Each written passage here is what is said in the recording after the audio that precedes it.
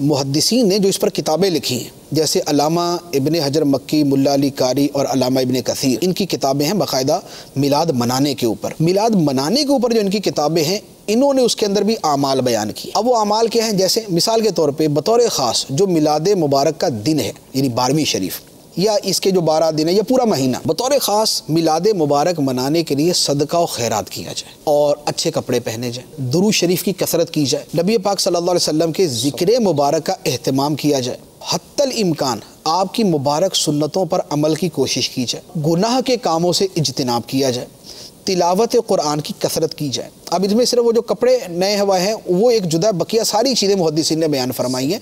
यानी सदका है, नमाज है, तिलावत कुरान है, खुशी का इजहार है, नात पाक पढ़ना भी है, सुनना भी है, ये भी उसके अंदर आ जाता है। मिलाद के जुलूस मिलाद के अंदर शिरकत करना ये भी आ जाता है।